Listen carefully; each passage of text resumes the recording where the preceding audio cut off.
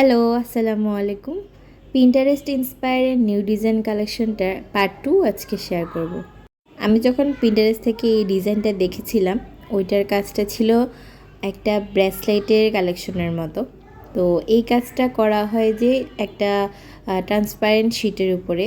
তো আমি এই প্রথমবার ট্রান্সপারেন্ট শিটের উপর কাজ করছি।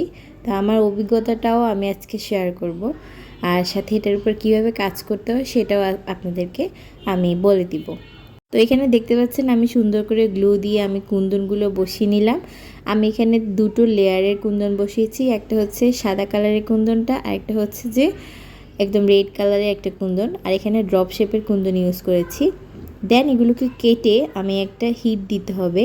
যেমন এখানে আমি ছোট একটা মোমবাতির জ্বালিয়ে পাশের এক্সট্রা যে শীটটার অংশগুলো ওগুলোকে পুড়িয়ে নিলে ওগুলো আর ধারালো থাকবে না, সুন্দর দেখা যাবে।